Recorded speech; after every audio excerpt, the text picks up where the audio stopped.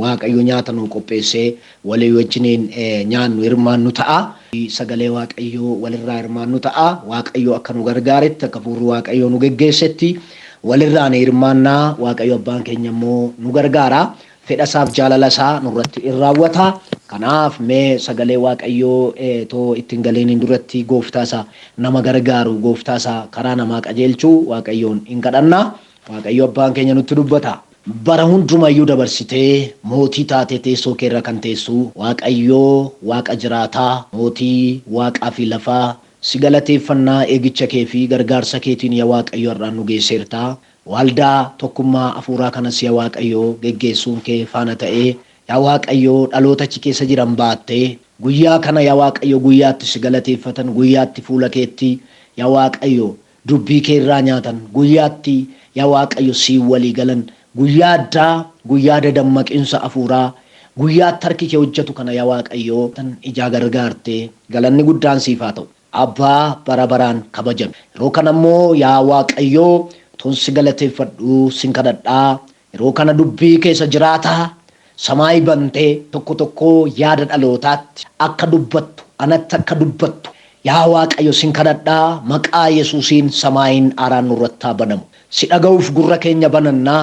Sirraa nyaachuuf afaan keenya banannaa. Garaa keenya guuttannee quufuudhaaf yaa Waaqayyo yaada laphee keenyaa banannaa. Appitaayitii keenya banannee si eeggataa jirraa. Maqaa ilma kee Yesuusiin waan nu barbaachisu tokko too nan bifne galgala kana nutti dubbadhu. Fedha kee barbaanna. Fedha kee jaalala kee barbaanna. Akeekii kee akka nurratti raawwatu barbaannaa yaa abbaa nutti dubbadhu. Warreen dubbii kee morman dubbiin kee humnaan akka hin dubbatamne kan godhan. Dubbii kee yaa Waaqayyo akka hin hubanne kan godhan. Bu'attuun seexanaa yaada dhalootaa hatuuf bahe maqaa ilma kee Yesuusiin yeroo kanaa qabee qilleensaaf lafarraa gola namaa keessaa yaada namaa keessaa sammuu namaa keessaa maqaa Yesuusiin dileetaa ta'u yaa baaraatikaan samaayi nurratti bani nutti dubbadhu nu geggeessi fedhi keef jaalalli kee nurratti haa raawwatu dubbii kee nutti dubbadhu hundumaan gootaa si haa galatu xumurree galataaf nu qopheessi maqaa ilma kee Yesuusiin. Ameen. Sagalee Waaqayyoo keessa caafa seera uumamaa boqonnaa 26 hanga boqonnaa 27 ga'utti nan dubbisaa hanga lakkoofsa 33 jechuudha. Boqonnaa 26 hanga lakkoofsa tokkoo qabee hanga lakkoofsa 33 isa jiru walii wajjiniin achirra dhaabannee dubbii Waaqayyoo waan walirraa ilaallannu qabna. Nan dubbisaa gooftaan keenya nu gargaara. Beela isa bara Abrahaam biyyichatti bu'ee malee beelli ammas biyyichatti bu'ee ture. Siyaaq gara mandara Geeraar dhufee Abimelek mootii Filistiyaa bira Waaqayyo yommuu Siyaaqitti mul'ate biyya ani sitti himu keessa taa'i malee biyya Gibxiitti gadi hin bu'iin. Biyya kanatti galaa ta'i jiraadhu. Ani si wajjin nan ta'a. Sin eebbisaas. Anoo biyya kana hundumaa siif sanyii kee nan kenna. Waanan kakuudhaan Abrahaam abbaa keef dhaabe nan jabeessa. Sanyii kee akka urjoota waaqarraa nan baay'isa. Lafa kana hundumaas sanyii keetiif nan kenna. Sabni lafa irraa hundinuu sanyii keetiin in eebbifamu. Abrahaam dubbii koo waan dhaga'eef, ajaja koo, abboommii koo, seera koos waan eegeef, ani kanasiif nan jabeessa. Akkasitti Siyaaq Geeraar keessa hin jiraate. Namoonni iddoo sanaa waa'ee haadha manaa isaatii yommuu isa gaafatan isheen obboleettii kooti jedhee isheen ija namaatti waan toltuuf namoonni iddoo sanaa Ribqaaf jedhanii ana in ajjeesu jedhee yaade. Kanaafis isheen haadha manaa kooti jechuu in sodaate. Erga inni guyyaa baay'ee achi tures gaaf tokko Abimelek mootiin Filistiyaa karaa saaqaa mana gad ilaalee Siyaaq kunoo Ribqaa haadha manaa isaatti utuu rigatu arge. Innis Siyaaqin waamsisee kunoo isheenoo haadha manaa keeti. Attamitti isheen obboleettii kooti jetteeree isa gaafate. Siyaaq deebisee sababbii isheef akkan hin duuneefan kana nan Abimelek wanti ati nu irratti hojjette kun maali? Namoota keessaa tokko haadha manaa kee wajjin ciisuuf hamma xinnootti hafe.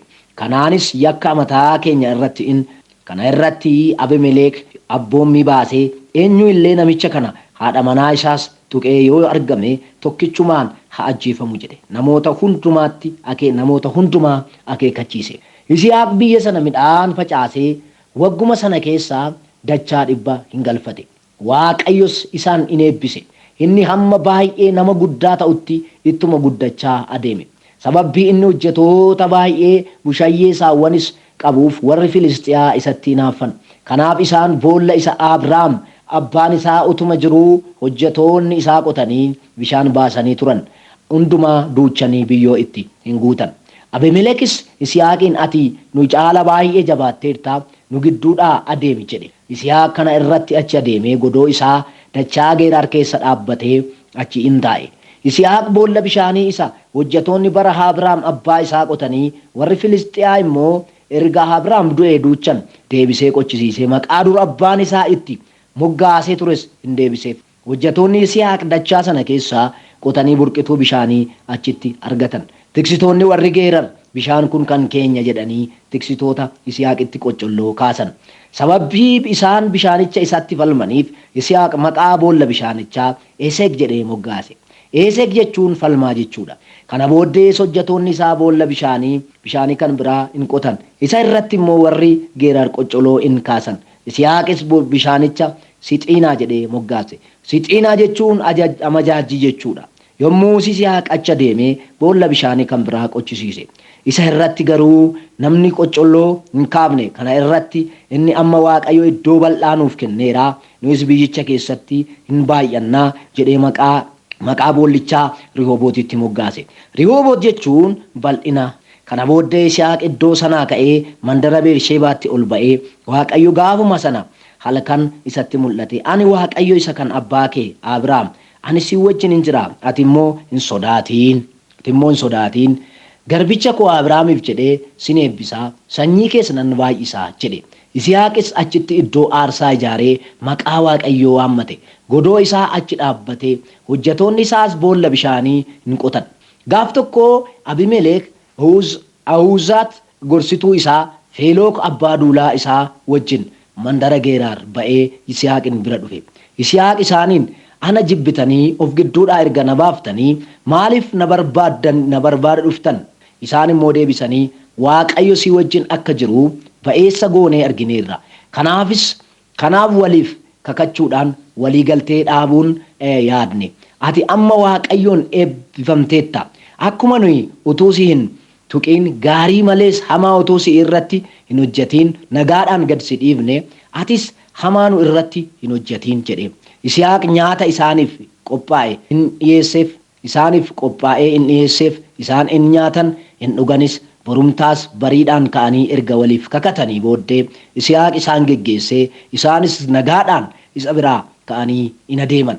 Gaafuma sana hojjetoonni Yisihaaq dhufanii waa'ee boolla bishaanii isa qotanii isatti himan. Nuyi bishaan arganneerra jedhan. Innis boolla bishaanichaa Sheebaa jedhee moggaase. Sheebaa jechuun kakaa jechuudha. Maqaa mandara sanaas sababbii kanaaf hamma har'aatti Beersheebaa jedhamee beekamee jedha. Waaqayyoof galanni guddaan haa ta'u.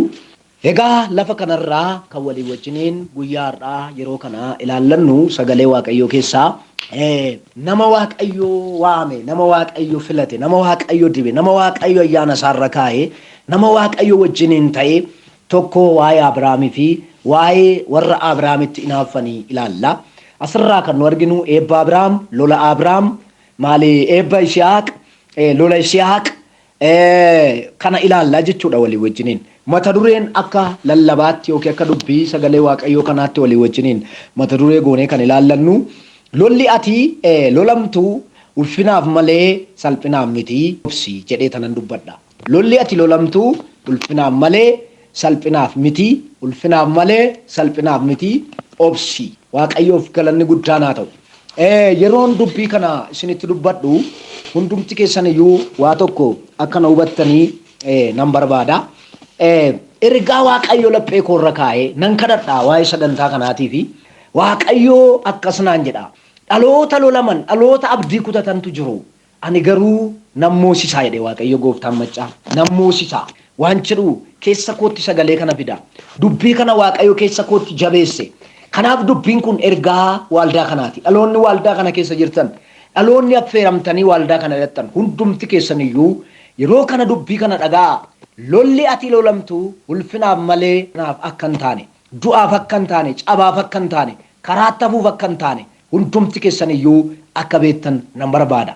Sagalee Waaqayyoo kanarraa kan nu ilaallu seera uumamaa kana akkuma beektonni macaafa qulqulluu jedhanitti macaafa seera Musee jedhameetu amanama. Museetu barreessedhu beektonni macaafa qulqulluu macaafa Musee jedhama. Haa ta'u iyyuu malee keessatti kan arginu seera uumamaa kana keessatti waa'ee uumamaa sirriitti gabaasaa, waa'ee uumama namaa, waa'ee uumama biqilootaa, waa'ee uumama cubbuudhaan gara namaatti dhufee uumamuun cubbuullees keessa jira, waa'een du'aa, waa'een badiisaa, waa'een jireenyaa, wanti macaafa uumamaa kana keessatti hin gabaafamne hin jiru, waa'ee garbummaatti kufuu, waa'ee uumamuu hundumayyuu macaafa of keessaa qabatee jirudha. Ani garuu lafa kanarraa gaafa dhumne ilaallu baay'ee isaa seera uumamaa keessa gallee sakatta'uuf baanne boqonnaa 26 kanarratti Waaqayyoo boqonnaa 12 irratti Abrahaamin waamee baasee sanyiin sii kenna jedheenii sanyii dhalan sii kenna jedheenii yeroo inni dhaalamuuf sodaatee sodaa guddaa keessa jiru Waaqayyoo sodaa sana keessaa isa baasee dhala kenneefi ijoollee Abrahaam Waaqayyo Abrahaamin dhalaan ijoollee eebbisee ijoollee isaa keessaa Waaqayyo Isihaaqiin kan Saaraarraa dhalate duukaa kaleessas waadaa kan gale Saaraadhaaf Abrahaamiif waan ta'eef isa karaa Aggaar otoo hin taane isa karaa Qeexuuraas otoo hin taane isa karaa Saaraatiin argame kana Waaqayyo karaa sanarra bu'ee yeroo itti Waaqayyo gooftaan maccaa Abrahaamin eebbisuudhaaf ka'u argina. Abrahaamis egaa sagalee Waaqayyoo dhaga'ee bahee akkuma dhaga'etti Waaqayyo yeroo isaatti Waaqayyo Saaraa yaadatee ishiidhaafis raawwate akkuma jedhu raawwannaa dhalachuu mucaa isaatii Isihaaq sagalee Waaqayyoo irraa ni hubanna. Egaa Abrahaam edda darbee Isihaaqi bakka abbaasaa bu'ee qabeenya abbaasaa dhaala abbaasaa hundumayyuu hin fudhatee dhaalan dhaalchisee dhaalaaf yoode eeyottan dhaalchisa eeyottan kenna qabeenya baay'een qaba qabeenya gurguddaan qaba jedhee sodaasaa sana keessaa Waaqayyo isa baasee yeroo Abrahaamin qabeenya guddaa maali Isihaaqiif qabeenya guddaa Waaqayyo Isihaaqitti karaa Abrahaamin dabarsee yeroo kennu Isihaaqi bakka abbaasaa bu'ee qabeenya abbaasaa dhaala abbaasaa hundumayyuu hin fudhatee dhaalan dhaalchisee dhaalaaf yoode eeyottan dhaalchisa eeyottan kenna qabeenya baay'een qaba qabeenya gurguddaan qaba jedhee sodaasaa sana keessaa Waaqayyo isa baasee yeroo Abrahaamin qabeenya guddaa maali Isihaaqiif qabeenya guddaa Waaqayyo Isihaaqitti karaa Abrahaamin dabarsee yeroo kennu ni argina. Isihaaq egaa biyya kana keessaa biyya Geeraar yeroo jedhamu biyyoota Filistiyaa kana keessa biyya Filistiyaa keessa akka jiraate sagalee Waaqayyoo nu hubachiisa. Bara sanaadha beelli bara abbaasaa Abrahaam bu'e. Beelatu ture bara Abrahaamis beelli jabaan bara sana ture ammas deebi'ee lammaffaa biyya sanarratti hin bu'ee jedha. Kana gidduutti Abrahaamis biyya Gibxiitti gadi bu'ee ture bara beelli ture. Abrahaam biyya Gibxiitti baqatee ture. Gaafa baqatee ture achi gargaartuu Aggaar jedhamu fudhatee ture. Karaa Aggaarii nama irraatti Ismaa'eel argame sun rakkina akka uume ni hubanna. Fidee dhufe. Hubadhaa amala warra Gibxii, aadaa warra Gibxii, wantoota warra Gibxii keessa jiran beela jalaa ba'uuf jedhee biyya sanatti baqatee fidee hin dhufe. Haa ta'u iyyuu malee akkuma kana ammas egaa Isihaaq kuni beelli sababbii biyya kanatti bu'eef beelli jabaateef innis immoo biyya Gibxiitti baqatee ooluudhaaf gaafa murtee godhu Waaqayyo gooftaan maccaa yerootti dubbatu argina. Ati biyya Gibxiitti gad hin bu'initi biyyuma kana taa'i biyyuma kana jiraadhu anasumattan si baay'isa anasumattan si eebbisa ani biyya kana sanyii keetiif nan kenna biyya Gibxiitti gad hin bu'in akka urjoota waaqarraa akka shawaa galaana qarqaraa wantota baay'achuun malaa sana abbaa keetiif gale sana abbaa kee Abrahaamitti dubbadhe hundumayyuu siif raawwadha ati biyyuma kana taa'i jedheen maal argina sirraa beelli jira achuma akka inni turu Waaqayyo obsi jechuun isaa argina yoo obse malee Isihaaq biyya sana dhaaluu hin danda'u yoo obse malee Isihaaq sabni isaa baay'achuu hin danda'u biyya Gibxiitti yoo gadi bu'ee biyya Gibxii beekamtuudha waan taateef laga Abbaayyaarraa kan dhufe wantoota garaa qurxummiitu oomishamaa qamadiitu oomishamaa wanti nyaatan wanti dhugan kuduraaf fuduraan jiraachuun mala biyya sanatti dhaqee beela ba'uuf yaalii yeroo inni godhu Waaqayyoon deemiin asuma turi asumattan si eebbisa asumattan si baay'isa achuma taa'e yeroo jedhu sagalee Waaqayyoo kanarraa argina. Har'as waa tokkoon dubbadha. Dhaloonni isa Waaqayyo jedhe dhaaluu kan dadhabaniif nyaachuu kan dadhabaniif maaliif jettanii yoo na gaafattan ulfina arguu kan dadhabaniif salphinatti kan kufaniif maaliif yoo jettanii na gaafattan sagalee Waaqayyoo dhaga'uu dadhabuurraan kan ka'edha. Waaqayyo isa dubbatu dhugoonfachuu dadhabuurraan kan ka'edha. Obsanii isa waan jedhe duukaa bu'anii jiraachuu dadhabuurraan kan ka'edha. Yisihaaq otoo isa Waaqayyo jedhen dhaga'u ta'e Yisihaaq dhaala isaan argatu Waaqayyo san eebbisu Waaqayyo san baay'isu. Waaqayyo Yisihaaqii wajjiniin hin ta'u ture maaliif Waaqa dhaga'ee deeme waan ta'eef. Yisihaaq garuu beellaa jiraatus rakkinnaa jiraatu beelli biyyattiitti isaa bu'u biyyuma sana keessa jiraateedha. Hin taa'e lafa Waaqayyo taa'e jedhe taa'e obsaan Waaqayyoon eeggate. Waa tokkoon kanarratti isin irratti dubbadha. Haalli kan sitti ulfaate nama si gargaaru kan dhabde. Wantoonni garagaraa jireenya kee irratti wal ga'e. Beelaan haa ta'u, dheebuudhaan haa ta'u, lolaan haa ta'u, ba'aa guddaadhaan haa ta'u, hojiidhaan haa ta'u, dadhabamaa si dadhabsiisaa kan jiran sitti ulfaatee kan jiru. Sagaleen Waaqayyo akkas jedhee dubbata.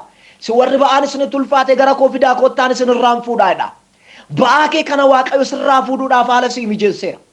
Waaqayyo ba'aa ulfaataa kana sirraa fuudha. Ba'aa namni siin argine, ba'aa ati siin argine, ba'aa abbaan siin argine, ba'aa biyya lafaa siin argine, ba'aa abbaan manaa kee illee hin argine warri gaa'ela qabdan yoo jiraattan.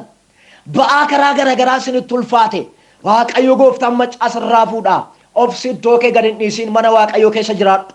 Obsi iddoo kee gad hin dhiisin sagalee Waaqayyo keessa jiraadhu. Obsi iddoo kee gad hin dhiisin isa Waaqayyo siin jedhe dhaga'i. Waaqayyoon dhaga'uutu moosise Yisihaaqin. Yisihaaq akkuma Waaqayyo jedhe biyya sana keessa taa'e.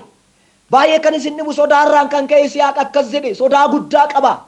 Yisihaaq haadha manaa kun dubartiin kun kana yooti yennaan obboleettii kooti jedhe haadha manaa koo miti jedhe. Sodaatee du'a sodaatee na dhaga'i. Ergaan du'aas sodaachisaa kan jiru hin duutu Waaqayyo si oolcha. Oolchuu harka Waaqayyo argita hin baraaramta. Hin nyaatamtu duuti kan sitti asaasu hin duuta kan siin jedhu hin badda kan siin jedhu. Badii fi yaaddoo kan sitti asaasu gurra keetti dhufee kanasa sodaan ergaan sodaa kan si marse. Magodaa livaan Waaqayyo akkasiin jedha hin baddu hin nyaatamtu sodaatiin jedha. Roodaa gaatraa shende bilaariyaas. In sodaate nan ajjeesu jedhee sababbii haadha manaa isaa Ribqaaf na ajjeesu jedhee sodaate. Garuu guyyaa tokko Waaqayyo gaafa isaa loluu barbaadu otoo Yisihaaqiif Ribqaa walitti rigatanuu argee Abimelek immoo fooqirraan dhaabatee argee maaliif akkas goote? Ishiin haadha manaa keetii yoo maaliif daba nurratti fidde? Haadha manaa kee kan nama biraa ta'uudhaaf turte isheen haadha manaa keetii jedhe. Na ajjeeftu jedheen sodaadheedhe. Ajaja baase namni tokko akka haadha manaa isaa hin xunneedhe. Obsuun Yisihaaq haadha manaa isaa qabeenya isaa hin deebise. Hin deebite haati manaa. Baay'ee kan isin butti buftanii yoo dubbifattan 12 Yisihaaq biyya sana midhaan facaasee wagguma sana keessa dachaa 100 hin galfateedha. Waaqayyo isa in eebbiseedha. Lafa kam? Lafa beelli bu'e sanatti. Lafa beelli karaa lamaan dhufa. Beelli karaa garagaraa karaa lamaan dhufa. Akkam beekutti. Tokko na hubadhaa. Tokko kan beelli dhufu yoo namni Waaqayyoon dhaga'uu dide, yoo namni ajandaa Waaqayyoon keessaa bahe Waaqayyo akka bokkaan hin roobne godhee uumama kana isa yeroo isaa eegee roobu Waaqayyo ittisa. Ajajamuu diduurraan kan ka'e. Waaqayyo gooftaan ni ittisa. Beela fida. Inni kan biraa ammas namni yoo Waaqayyoon dhaga'uudhaan dide Waaqayyoof ajajamuu dide Waaqayyo biyyattii irratti waraana kaasa. Kana lamaaniin biyyi beelaan rukutamti. Lachuu maalirraan dhufa hoo jettan sagalee Waaqayyoof ajajamuu dadhabuurraan kan ka'e dhufa. Beelli kana lamaaniin dhufa. Tokko Waaqayyo uumama dhoowwa. Uumama dhoowwa akka bokkaan hin roobne dhoowwa Waaqayyo. Yeroo isaa akka eegee hin roobne, arfaasaan akka hin roobne, bokkaan akka hin roobne dhoowwa. Gaafa namni Waaqaaf ajajamuu didu, gaafa namni Waaqaaf buluu didu. Fakkeenya yoo fudhanne macaafa moototaa keessatti Eeliyaas bokkaan akka hin roobne waggaa 3 fi walakkaa hin caamseedha. Beelli biyyattiitti hin bu'e jedha. Biyyi beelaan hin dararamteedha. Achuma immoo yoo ilaaltanii bara Eelsaan turetti immoo warri Filisxeemotaa dhufanii warri loltoonni biraa jechuu koo warri Sooriyaa dhufanii jedha. Warra Sooriyaati Filisxeemota miti.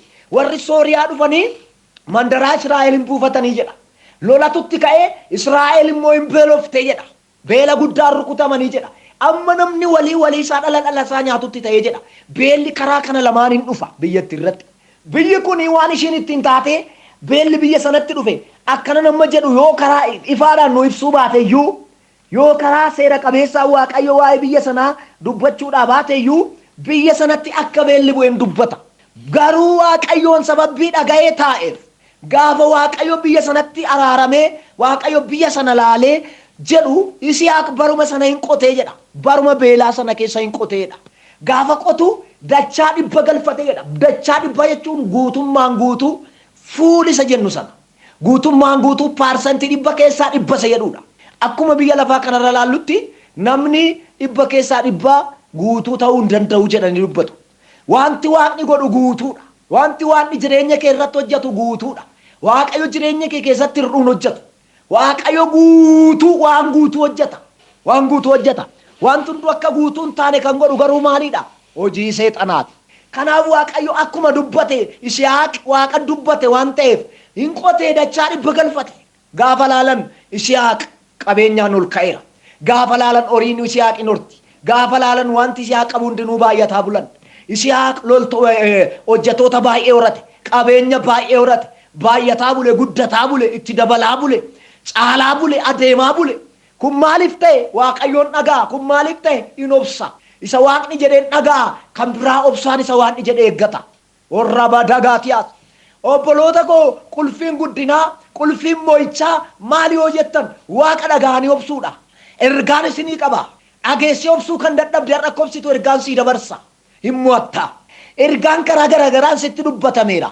Waa'ee fayyummaa kee haa ta'u, waa'ee ekonomii kee haa ta'u, waa'ee tajaajila kee haa ta'u, waa'ee maatii kee haa ta'u, waa'ee biyya kee haa ta'u, ergaa gurraa dhageessee kan qabdu. Waaqayyo sitti dubbateera. Waaqayyo siin jedheera. Garuu obsuu kan dadhabde Waaqayyo irra deebi'ee si hubachiisa. Obsi baduu keen ta'u, mo'achatu kee ta'a, gammachuutu kee ta'a, ce'uu kee ta'a. Salphinni keen ta'u, ulfinatu kee ta'a. Duuti keen ta'u, jireenyatu kee ta'a. Obsi siin jedha Waaqayyo. Walaa Daaniyaas obsi siin jedha Waaqayyo. Yoo obsite malee lafa waan jedhen qaqqabdu. Marasiko marusa davaan tardiif galdeeniyaa. Alleluuyaa. Namni midhaan bilcheessu tokko amma midhaan sun bilchaatee nyaataaf ga'utti in obsu yoo ta'e midhaan sana nyaachuu hin danda'u. Hinaachu obsee hin eeggatu yoo ta'e midhaan sana bira ga'uu hin danda'u. Qotee bulaa yoo ilaaltanii ganna lafa guutuu qotee midhaan qulqulluu manaa qabu baasee facaasa. Biyyoo faana waliin makee gala. Akka inni biqiluu hin eeggata. Akka inni ija godhatu hin eeggata. Akka inni ga'ee hammatu hin eeggata. Kana booda calleessee qulleeffatee dhaatee mana isaatti galfatee nyaataaf amma inni ga'utti obsaan eeggata. Yoon obsu ta'e qotee bulaan lafa isaa qotuu dhiisee midhaan qabu nyaatee fixa. Beelli yoo dhufe obsee amma midhaan isaa galutti. Rakkinni garaagaraa yoo dhufe obsee amma midhaan isaa galutti. Rooba keessa obsee midhaan isaa qotee wanta barbaachisu sana argata. Namni dubbii sagalee Waaqayyoo dhaga'ee hin obsine. Namni sagalee Waaqayyoo jiraataa kana dhaga'ee hin obsine ulfina arguu hin danda'u. Warri obsan ulfina arganiiru. Roobana baada argalaaraatii nama sophaara dibeen. Obsi Waaqayyo gooftaan maccaa ulfinaan sigaa. Otoon dubbii kana dubbadhu ergaa gara koo dhufa. Waaqayyo lolli kan sitti baay'ate Waaqayyo aaloon sii baa jedha nama ta'een. Eelaa duukaan tadalaba sendaa. Aaloo sii baa Waaqayyo gooftaan maccaa ijaa sii baa. Si moosisa Waaqayyo si boojuu kee deebisa Waaqayyo. Boojuu kee bade nagaa kee bade deebisa Waaqayyo. Babaabas keemaan. Halleluuyaa. Lolli kan sitti baay'ate waraanamaa kan jirtu alaa keessaan. Waaqayyo abbaan kee akkasiin jedha. Sin moosisa. Boojuu kee deebisa nagaa kee bade deebisa. Ciisicha kee irratti nagaa kan dhabde. Yeroo hojjettu nagaa kan dhabde. Gurra keetti kan dhageessu nagaan kan bade. Waaqayyo akkasiin jedha. Ladagaati amoonda. Ergaa kan fudhadhu dhageeffadhu galgala kanaa qabee hirribi nagaa sii dhufa. Galgala kanaa qabee Waaqayyo gooftaan maccaa wanta toora gadhiisee toorattan deebisa. Sagalee jedhu Waaqarraa dhagaa. Waggaa 12 dhiigishii kan lola'e furmaata kan dhabde guyyaa tokko Yesuus Kiristoosiin dhattee gaafa tuttu furmaata argatte. Ergaa siitti dubbataa jira. Waaqayyo galgala kanaa qabee boqonnaa raftee kan hin beekne abjuudhaan lolamaa kan bultu cannaqamaa kan bultu rafuun kan sitti ulfaate ciisichaaf siqiqaa kan jirtu hammaa qabee hilmi Waaqayyo nagaan deebisaaf sagalee jedhu dhagaa. Nagaan si ta'eera. Nagaadhaan raftee bulta. Walaa diidaa labaas. Egaa obsi qulfii waa hundumaati. Sagalee Waaqayyo dhagaanii obsuun ulfinatti nama baasa malee nama salphisu. Yisihaaq obsee dachaa dhibba galfateedha. Sababbiin inni sooromeef sababbiin inni hojjetoota baay'ee qabuuf meetti fufeen dubbisaa. Lakkoofsa 13 irraa inni amma baay'ee nama guddaa ta'utti ittuma guddataa in adeeme. Sababbii inni hojjetoota baay'ee bushaayyota saawwanis qabuuf warri Filistiyaa isatti in hinaafan. Kanaaf isaan boolla isaa Abrahaam abbaan isaa utuma jiruu hojjetoonni isaa qotanii bishaan baasanii turan. Hundumaa duuchanii biyyoo itti hin guutan. Abimelekis Yisihaaqiin ati nu gidduu nu caalaa baay'ee jabaatteerta nu gidduudhaa adeemi jedhe. Yisihaaqis kana irratti achi adeemee godoo isaa dachaa Geerar keessa dhaabbatee achi hin taa'e jedha. Sababbii inni Waaqa dhaga'eef, sababbii inni obseef, in baay'ate, in guddate, itti dabale jedha. Garmalee guddate jedha. Sababbii bushayyee baay'ee jedha. Hoolota saawwan baay'ee jedha. Wantoota barbaachisu hundumaan guutaa deeme Yisihaaq. Dabalaa deeme Yisihaaq. Guddataa deeme Yisihaaq. Baay'ataa deeme Yisihaaq. Maaliif kun ta'e jettanii gaafa natti dubbattan maaliif yoo jettanii Yisihaaq Waaqa dhagaa, Waaqayyoon eeggata. Iddoo isaa gad hin dhiifne obsee Waaqayyoon eeggata. Hin guddate, hin dabale, hojjetoota baay'ee horate.